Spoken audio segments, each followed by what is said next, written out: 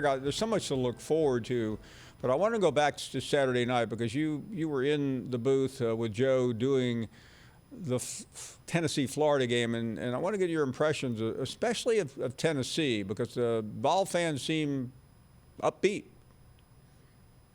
I think they should be, Paul. I mean, this is a team that was a dropped pass away from being down 24-21 early in the third quarter. I mean, if they catch that pass, if Callaway catches that crossing route moving right to left, there's nobody home. I think he probably scores. If he doesn't, he gets close. Florida's on their heels just a little bit, and then they're in a position to, who knows, maybe make it interesting, put the pressure all on Florida. So I think Tennessee fans should be very optimistic with what they saw on Saturday. They didn't execute well, and they didn't deserve to win the game.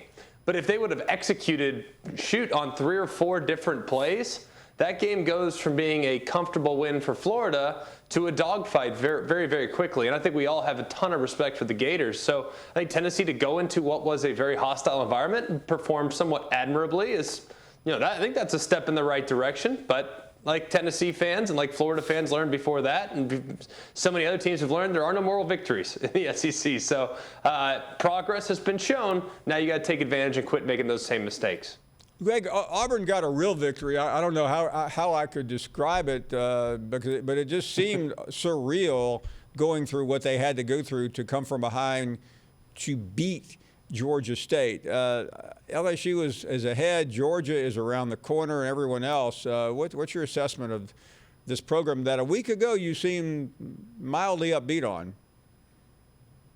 Mildly upbeat in a sense that they went into hostile territory, and I thought in some ways they showed some poise. I thought they showed some growth in some areas. But part of the reason why I made the comments that went viral on your show last week, Paul, about Penn State is the fact that I think Auburn's still, at this point, a middle-of-the-road SEC team.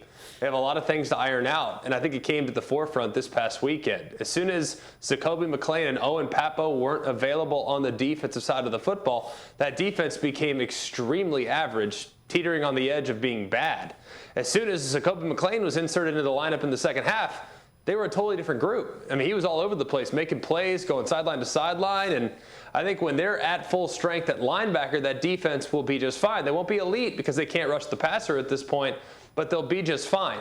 My problems with Auburn this past week was their performance offensively. I thought it was awful. I don't know really how else to describe it. Wide receivers had horrendous spacing. Wide receivers weren't very reliable whatsoever. They weren't coming back to the quarterback. They were doing things that were, I thought, undisciplined. Bo Nix looked extremely, extremely uncomfortable in the pocket. His feet were a mess. His first deep throw of the game was a double move, a little fake hitch to the right, and he faked to the right, and he never set his feet, and he threw it 8 yards out of bounds, at least 8 yards out of bounds. It might have been more. He was running around. Ever at any point really looked comfortable in the pocket. In comes TJ Finley. I thought he missed some throws. I thought Tank Bigsby missed a lot of opportunities in the run game. And I thought the offensive line, with the exception of the center, was horrendous. I don't know how else to describe it. That offensive performance was inexcusably bad. And they have a lot of things that they need to iron out before they go on the road to LSU this week in what will be another insanely hostile environment. What did you think of LSU's win over Mississippi State?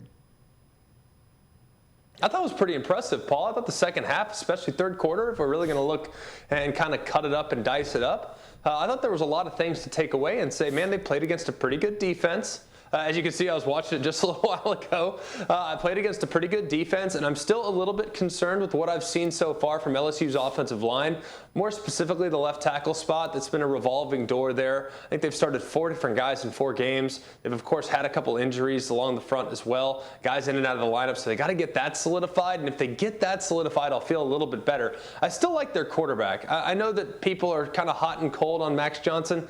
I think that young man still has an extremely bright future, and Butte has clearly developed into not one of the best receivers just in the SEC, but one of the best receivers in college football. So I think their offense is very capable. Defensively, there's some things I'd like to see done a little bit better. I'd like to see them be a little bit more well-rounded. I'd like to see them be a little bit more consistent. But all things considered, I think they've actually made some strides since week 1. After the UCLA game, Paul, I think you and I both were like, uh-oh, sound the alarm.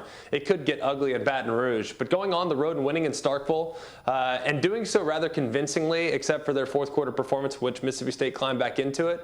I think there's some things to feel good about. They got to find a way to run the ball, though, and I think they got to be a little bit better and more consistent on the defensive side.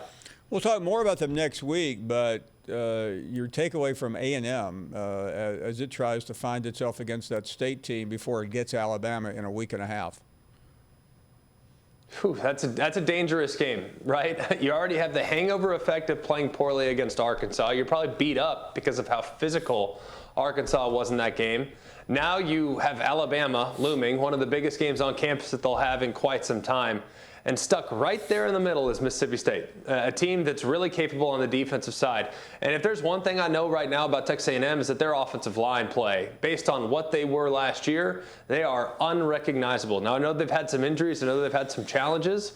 But, man, Zach Calzada at no point on Saturday looked like he was really comfortable. Yeah, they had the long run from Spiller, but for the most part, man, that run game's been pretty much hit or miss all throughout the season. They've had a lot of slow starts offensively as well. I'm very, very concerned with what I've seen now from Texas A&M because I think here, the year 2021, we have now reverted back, Paul, to being a league that's less about the high-flying, point-scoring quarterback and wide receiver fireworks show that the SEC was in 2020.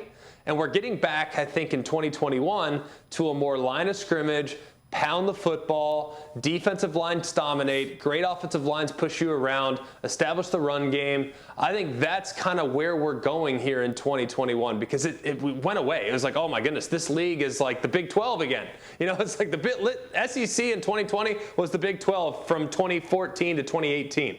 Terrible defense, great quarterbacks, a lot of high-scoring games. Well, now I feel like we've overcorrected, and the defenses are now setting the tone throughout the league. And if you're not holding up well along the offensive line, you're in for a doozy. Thanks for watching ESPN on YouTube. For live streaming sports and premium content, subscribe to ESPN+.